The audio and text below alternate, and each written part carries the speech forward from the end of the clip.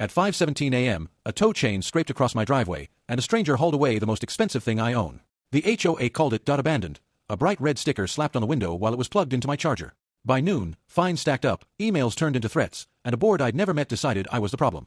My security camera caught everything: the president pacing in the dark, the clipboard, the nod to the driver. I thought HOA drama meant mailbox paint and lawn height. Instead, it bulldozed my life in one morning. If the people with the rules break them, what would you do next? Before all of this, my life on that cul-de-sac was quiet in a way that felt earned. Morning coffee on a clean porch. Lawns clipped to the same summer buzz cut. A shared rhythm of sprinklers, dog walkers, and garage doors rising like clockwork. I chose this neighborhood for its predictability. Wide streets, soft streetlights, the kind of place where misplaced trash can make the HOA newsletter. It was safe, structured, and I knew where the lines were. Work lived in my garage. Not clutter, precision. Racks of tools. Labeled bins. A wall-mounted charger humming like white noise. The prototype sat in the driveway by necessity, not for show. Calling it a car felt wrong. It was a promise. Years of design, investor patience, and sleepless nights distilled into a silent machine wrapped in matte panels. No dealership plate. No dealer. Just a manufacturer tag and a non-disclosure clause that could suffocate a room. On paper, it was worth $2 million. To me, it was worth every hour I didn't spend anywhere else. The HOA here came with welcome baskets and rules that read like scripture.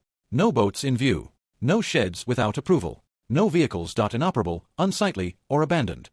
The president made the rules feel personal. She was everywhere. In the newsletter photo handing out ribbons, in the Facebook group reminding people about bin placement, in a golf cart cruising slowly past homes with a clipboard balanced on her knee. She didn't need a title. The posture said everything. Posture like that turns preference into policy. It didn't feel like a problem at first. I kept the yard neat. I paid the dues. I joined the holiday lights contest and kept the charger's LED dim at night. The prototype moved often enough when testing, and when it sat plugged in, watched by cameras wired into my phone.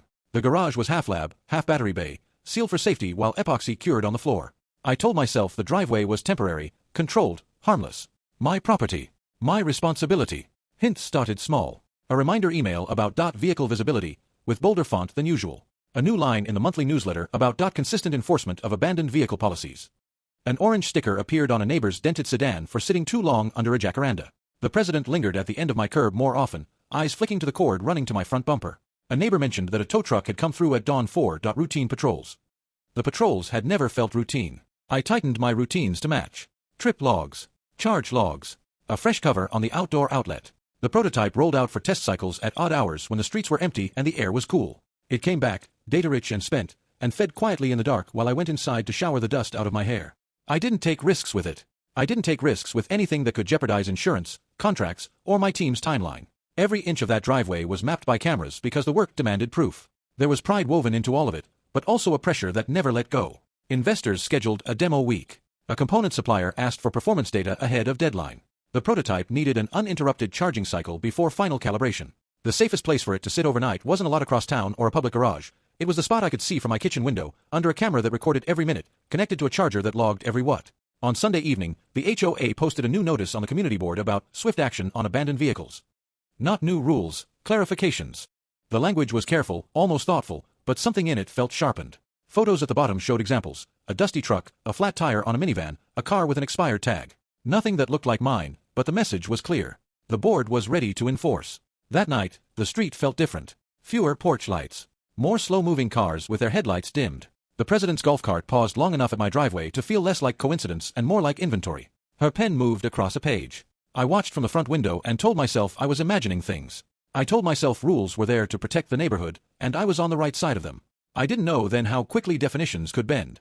I didn't know that abandoned could mean someone else thinks it's been there too long, or that a charging cable could look like a confession instead of a lifeline. All I knew was that everything I had built sat 10 feet from my door, quiet, expensive, irreplaceable, and suddenly very visible. The first notice arrived folded into itself like it was embarrassed to be seen. Courtesy, in big letters. Observation, in italics. A photo I didn't take, my driveway at sunset, the prototype framed like a defendant, the charging cable a thin vein to the wall. It said "Vehicle appears abandoned or inoperable." It offered 0.48 hours to resolve. It pretended to be a reminder and not a warning. I stared at the word "abandoned," like it might shift if I blinked long enough. The car was powered, plugged in, logged. It had a manufacturer tag and an insurance binder thicker than the HOA handbook.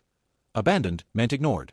I hadn't ignored anything. It wasn't the amount that made my chest tighten. Followers it was the word "per." I sent documentation that stacked, don't just pull money. They photos of the charge screen, focus, manufacturer the work in the garage, a copy of the insurance declaration, neighbors noticed the orange sticker they used like a brand. It had glued itself to a sedan under a jacaranda for weeks until the tow yard took it would fix it. Seeing it on my windshield stripped away the courtesy. Go dry. The sticker declared a deadline and a line item flapped at the edges like a tongue. Equipment. It ignored the cable, the abandoned vehicle. The fact that I slept 10 feet away, a permanent fixture approved in the electrical permit, not to leave adhesive was suddenly offensive. I couldn't because it was visible. The residue creaked as it let go. $25. The sound stuck in my head all day. The president's golf cart patterns tightened. She idled longer at my curb. She took photos from angles that suggested a case, not a concern. In the online newsletter, a new section appeared, Abandoned Vehicle Awareness. The examples looked theatrical, dust, flat tires, tarps, but the caption sounded like mine. Vehicles without visible plates, long-term stationary equipment, charging cables across sidewalks. The cable didn't cross any sidewalk. Facts don't matter in captions. Pictures do.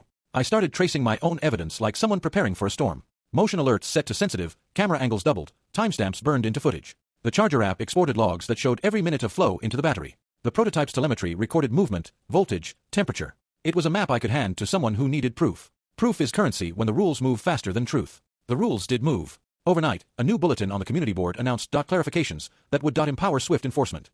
Abandoned, which had once been a common-sense word, now meant any vehicle stationary in open view for more than 24 hours without visible registration. My manufacturer tag, legal and temporary, looked invisible to anyone who wanted to pretend. A line at the bottom linked to the board's vote. There was no owner vote. There was a lowercase apology for the inconvenience of clarity. There was a signature that looked proud. I considered moving the prototype somewhere else for a few days. A warehouse across town. A friend's garage. The logistics unraveled before the thought finished forming.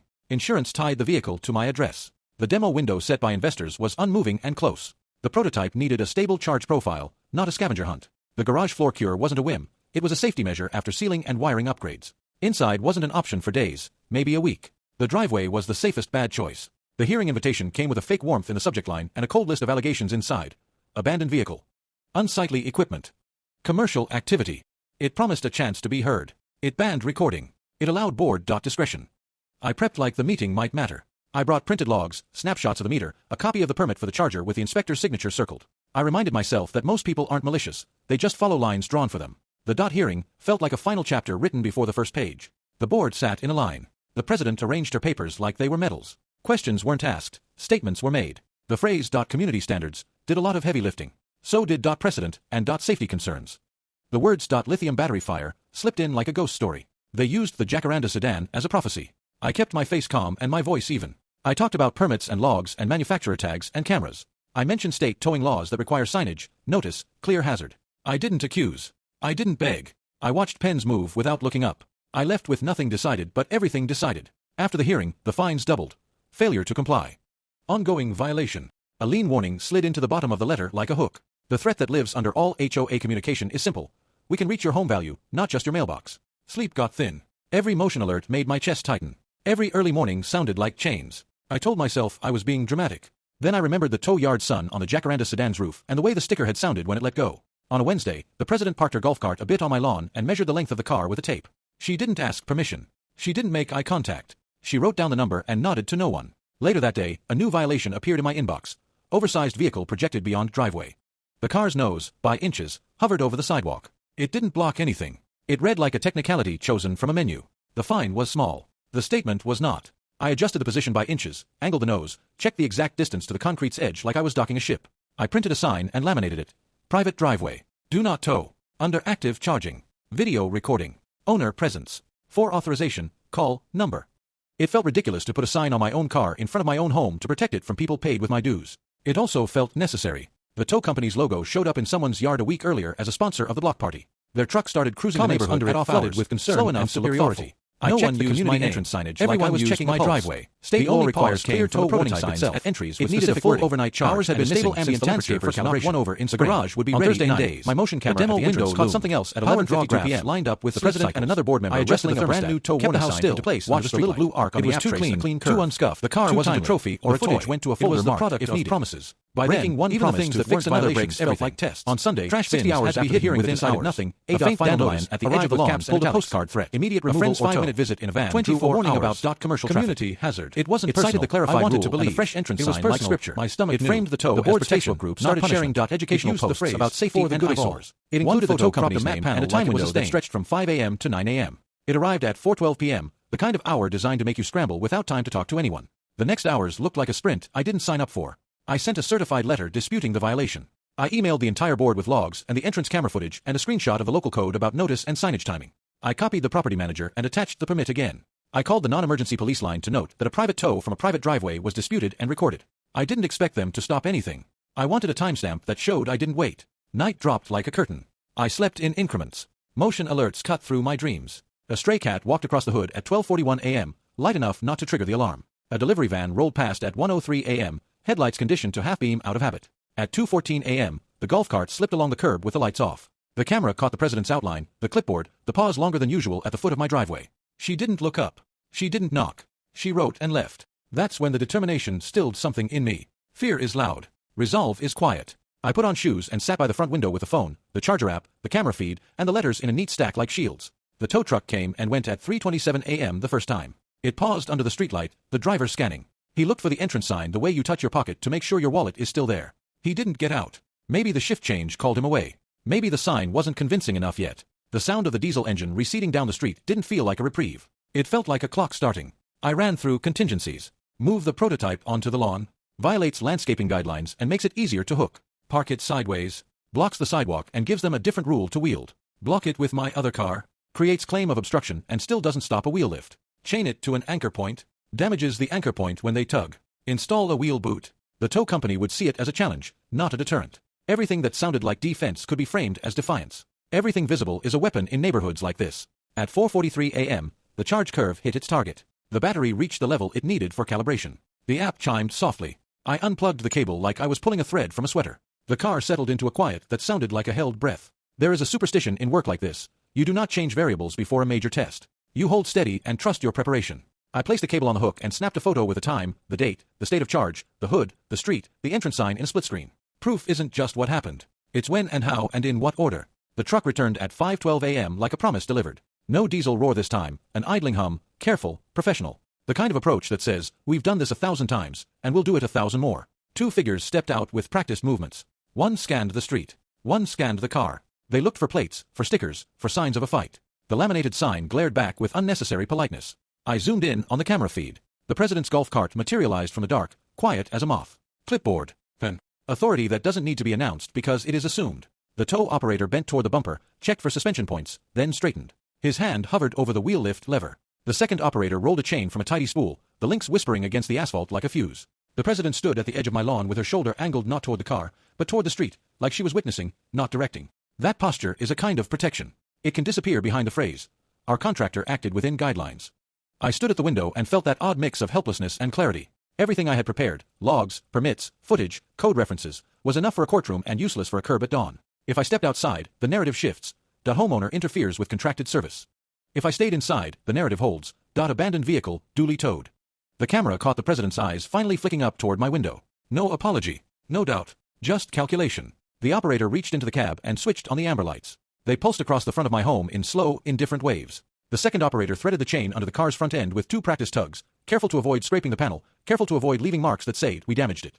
Careful enough to make the next part defendable. The chain set against the metal with that same creak the sticker had made days earlier. The sound landed in my spine. Investors would wake to emails. The demo schedule would implode, and then, the data locked in the prototype before the chain would become leverage. The president lifted her pen and made a small, would call it almost invisible gesture. Necessary. A nod. The tow yard would call it policy. A signal. The neighborhood would call it order. I only knew my camera recorded the morning objective and helpless, and it was the moment everything I'd prepared either mattered, or it didn't at all. Her pen hovered, a tiny command post on the edge of my lawn, and the tow operator's hand found the lever. The amber lights washed my front windows in a slow pulse that felt like a countdown. The chain whispered under the front end and came alive, link by link, until pressure met metal. The camera caught every angle, the operator's stoop, the president's practiced stillness, the golf cart's shadow cradling the curb like it belonged there. The lever moved a hair. The front end shifted a breath. The prototype sensors woke first. The app chirped on my phone with a tone I had only heard in tests, unauthorized motion. On the dash, a dormant strip of LEDs blinked to life. Every system I had layered into this machine, event logging, tilt detection, geo-fence, snapped to hard record. Telemetry scrolled to the cloud, the camera fed the archive, the charger app stamped the charge curve and the unplug time in a line so clean it looked like a scalpel. Preparation isn't paranoia when you know who you're dealing with. The tow truck's amber lights threw my laminated sign into relief. Private driveway, active charging system, video recording, owner present, non-consent tow prohibited under state code. Below the words sat a tiny QR code that jumped to the statutes and towing guidelines for high-voltage vehicles, the manufacturer's handling protocol, and the spoliation notice I'd sent the night before. It wasn't decoration. It was a breadcrumb trail for whoever still cared to follow rules. The chain tightened another inch. The prototype answered back with a short, mechanical refusal, the transport lock I'd set as a last guard, not to stop them, but to make them choose. The alarm didn't wail. It pulsed low, authoritative, the kind of sound that says a black box just woke and started writing. The operator paused. His partner glanced at the dash, then the phone in his hand. Dispatch had received my notice. Dispatch was calling. Liability doesn't arrive with sirens. It arrives as a number on a screen and a voice that knows what a $2 million loss does to an insurer's appetite. On my phone, a second alert stacked over the first, the manufacturer's event monitor confirming an unauthorized movement flag. The notice included the tow company's name, scraped from the footage metadata and the block party sponsor banner I'd photographed a week earlier. It also included the timestamp clip of the president and a board member bolting the new tow warning sign into the entry late the previous night. Too new, too midnight, too convenient for any 24-hour requirement under state code. I had that clip on a loop in my head already. Now it was looping in inboxes that mattered. The president didn't flinch. She angled her shoulder away from the tow setup like she was a bystander rather than the author, the posture of someone who plans for deniability. Her pen didn't shake. The clipboard sat like a shield. If the truck moved forward, her narrative held, eyesore gone, rule enforced, order restored. If the truck backed off, something else would crack, and it wouldn't be my front bumper. Across the street, a porch light blinked on. Then another. A robe, a phone held chest high. A neighbor paused mid-walk with a dog that sensed the tension faster than its owner. Their presence didn't change the policy, it changed the stage. Private power works best in the dark.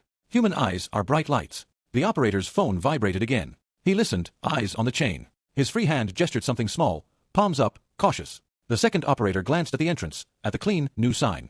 He had the look of someone measuring risk against instruction. The chain went slack half an inch, an indecision you could see if you knew where to look. The president's jaw set. Her pen made a slash across paper that probably read like certainty. My browser tab with the state code was already open from the night before, highlighter marks on the lines that mattered. No private tow from an owner's deeded driveway without the owner's consent or immediate law enforcement authorization. Entrance signage posted at least 24 hours prior, compliant in size and language. Immediate hazard provisions for blocked fire lanes or emergency response access. Not a silent machine parked head-in, not 10 feet from the person who built it.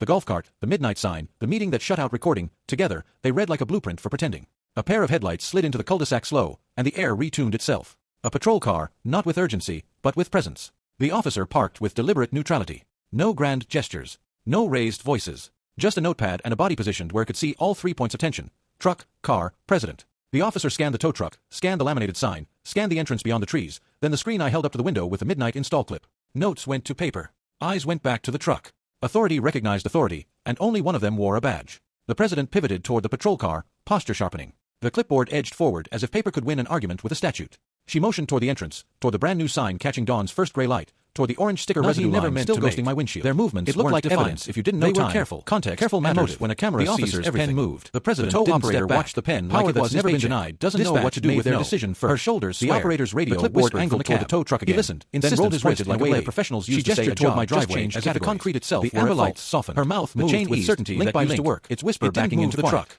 The wheel lift lowered the officer's pen. The second operator lifted the chain clear of the panel like he was replying to the manufacturer's legal department stamped with a subject line that read like a signal flare.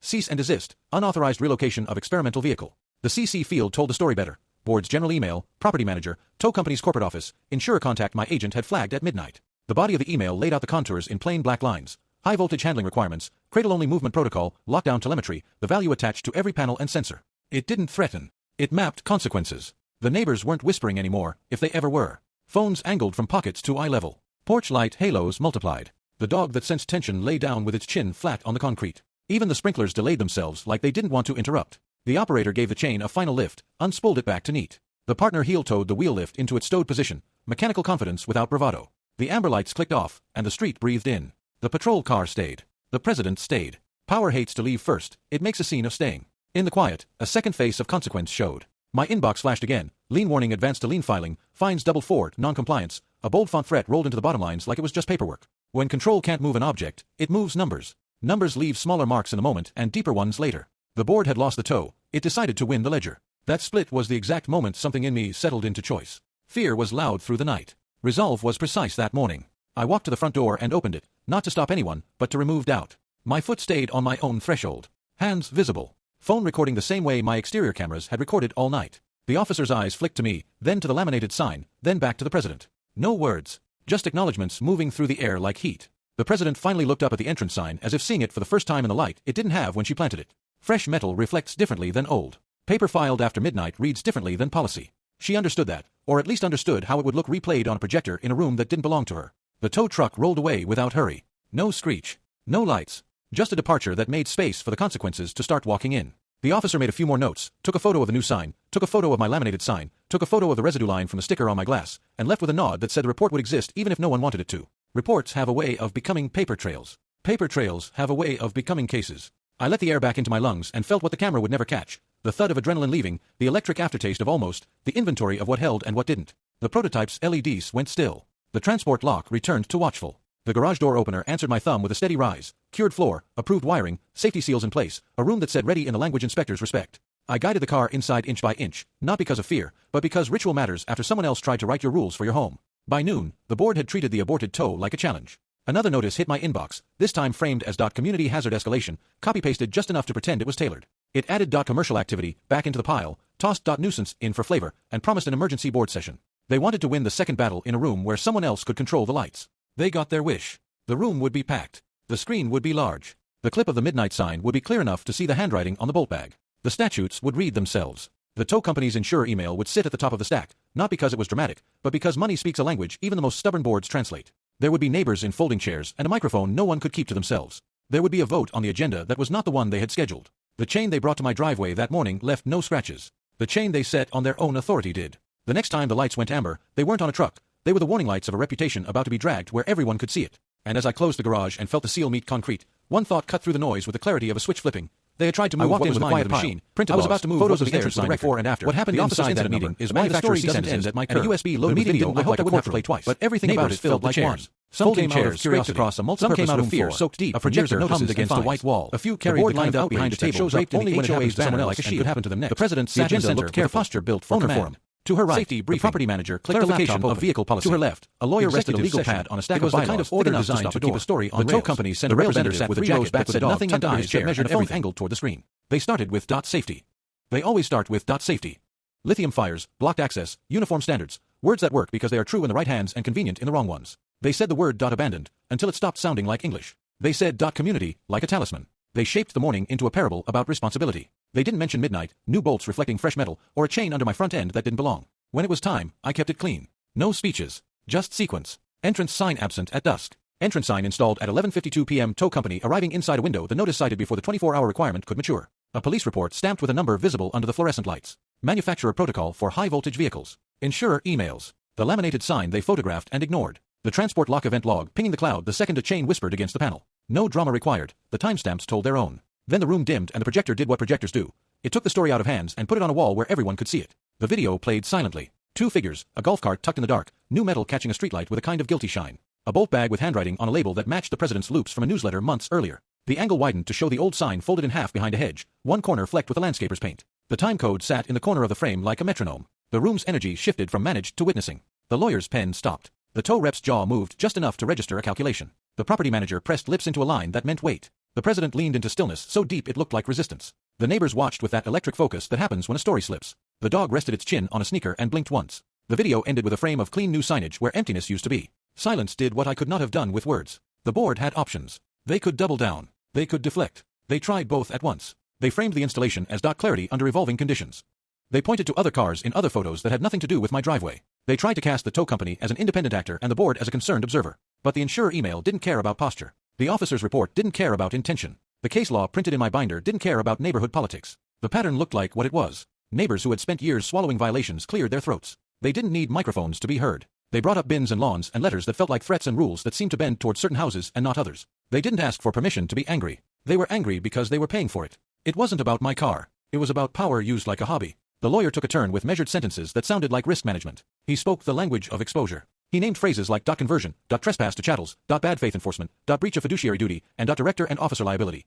He mentioned that the insurer had taken an interest in the sequence and had advised a pause. He recommended a moratorium on tows from private driveways without police authorization, a rollback of fines pending a policy review, and a vote to rescind the clarified definition that entered the neighborhood at midnight. His eyes never left the paper, but every sentence landed where it needed to. The tow company rep worked in a different language, practical, cautious, surgical. He acknowledged receipt of the cease and desist. He referenced high-voltage protocols that forbid wheel lift on certain battery architectures. He noted a new internal policy, no tows from deeded driveways without signed owner consent or law enforcement on scene. He didn't apologize. He adjusted reality. Votes matter more than apologies. The board called one, and the room let out a collective breath it didn't know it was holding. One member dug in. One followed the president's lead. Three looked at the wall, the lawyer, the tow rep, and the faces of neighbors who had memorized where the line was and watched it move. The motion to rescind the fines passed. The motion to pause towing from driveways passed. The motion to review the enforcement policy in an open session passed. Authority didn't evaporate. It reoriented. The president didn't break. She hardened. Power holds shape even when the temperature rises. But censure arrived like the first crack in a windshield. A formal note entered the minutes. Late-night signage installation created the appearance of pretext.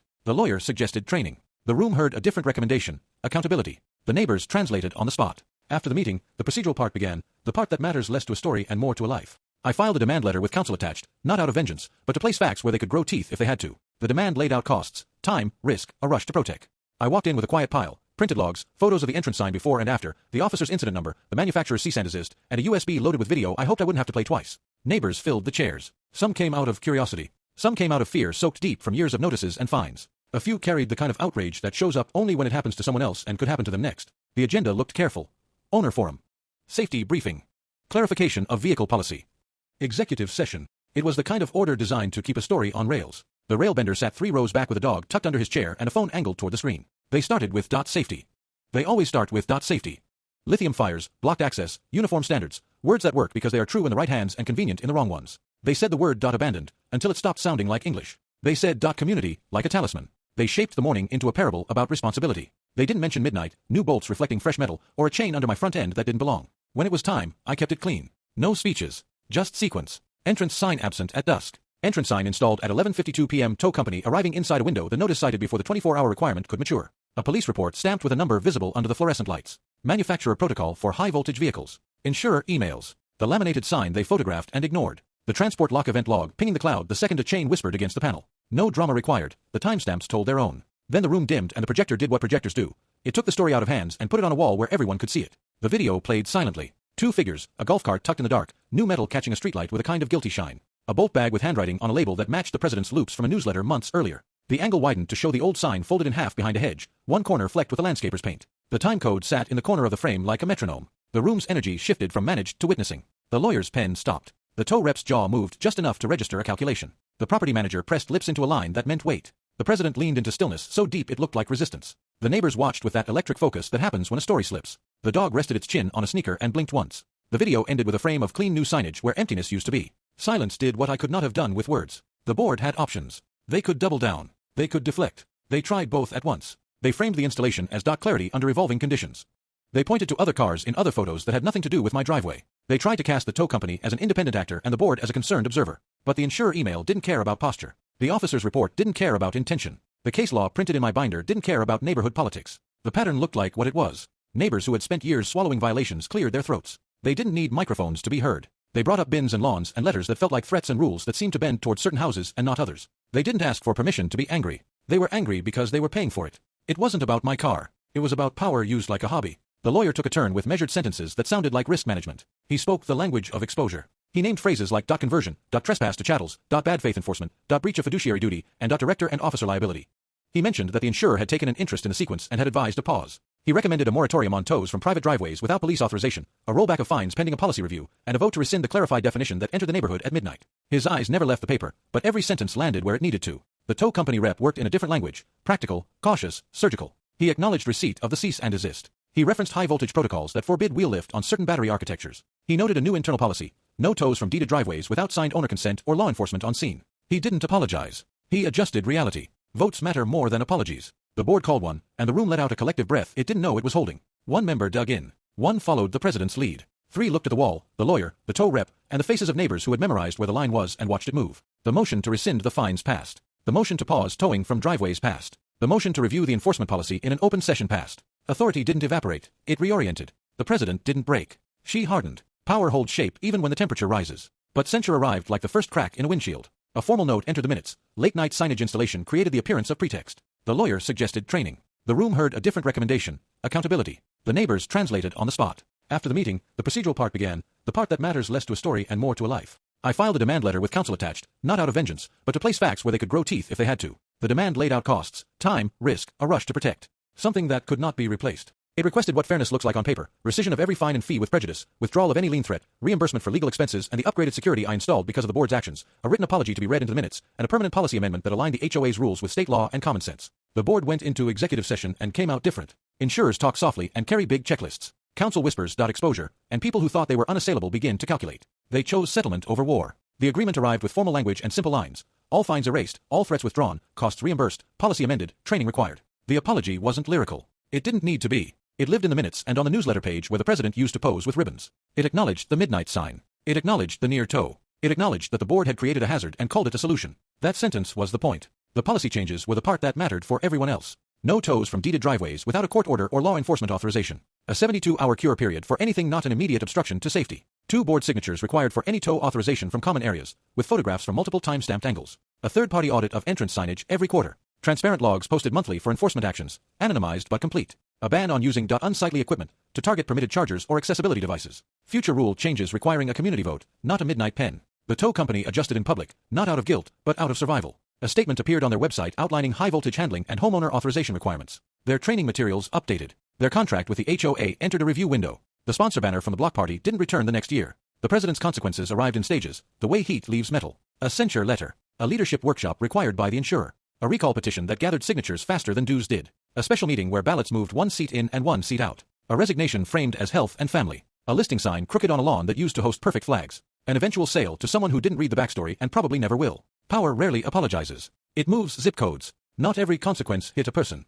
Some landed on the balance sheet. D&O premiums climbed. The budget needed adjusting. The board put a line item for legal and training, where block party fireworks used to be. It stung in the short term. It paid dividends in the long term. My neighbors got something better than a rope and a chain. They got guardrails. The prototype story didn't end in the meeting room either. The calibration completed. The garage hummed with the right kind of electricity. The demo happened on a Thursday so clear it looked edited. The car moved like a held breath released. Investors watched the data in ways that matter. They didn't need to know the HOA's name. They needed to know the work could survive a test. It did. The story traveled in whispers anyway. Headlines about a board trying to tow a $2 million EV prototype, a photo of a laminated sign going small viral in a forum, a debate about property rights and petty power that had nothing to do with me and everything to do with places like ours. I kept my NDA. I kept my job. I kept the thing that mattered most. In the months after, the community grew into the policies it had adopted. The compliance officer, no longer the president with a clipboard, but a firm hired for neutrality, walked the neighborhood with a body camera and a checklist. Notices felt like reminders again, not verdicts. People trimmed their lawns without fear. Bins disappeared on time because of habit, not because of humiliation. The HOA page posted clear infographics about rules with citations, not captions with insinuations.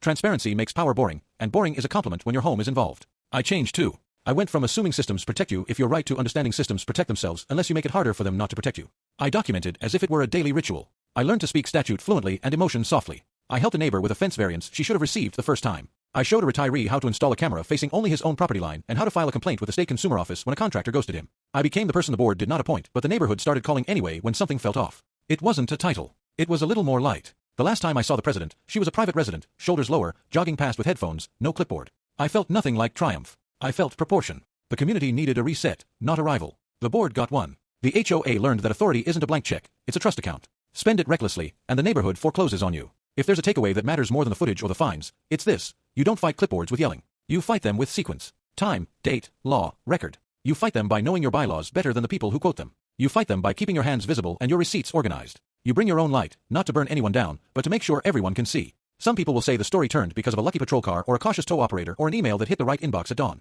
Those mattered. What mattered more was the quiet work before the noise, the laminated sign, the camera angle at the entrance, the folder labeled, if needed, the knowledge that stepping outside to shout would have given away the ending I wanted. Regret is loud and useless. Documentation is quiet and permanent. The prototype rolls now under a different roof most nights, at a facility built for what it is. The driveway holds a normal car and a chalk rainbow drawn by a neighbor's kid who wanted to see if the matte finish would reflect colors. It does, a little. The lawn is the same summer buzz cut, the sprinklers still whisper, the garage still hums, but the neighborhood feels truer. Not nicer. Truer. The rules are still there, but they are back in their proper place. Guidelines, not weapons. This isn't a story about winning against an HOA. It's about forcing power to align with its own rules and making a home safe for the boring, beautiful act of living. If a chain ever touches your property with a clipboard behind it, remember this. Don't meet force with force. Meet it with a record so clean it can't be argued with. Because when someone tries to move what's yours with a machine, the strongest thing you can pull back with is the kind of truth that leaves marks they can't buff out. What would you protect first, the thing in your driveway, or the line on your street where you decide what happens next?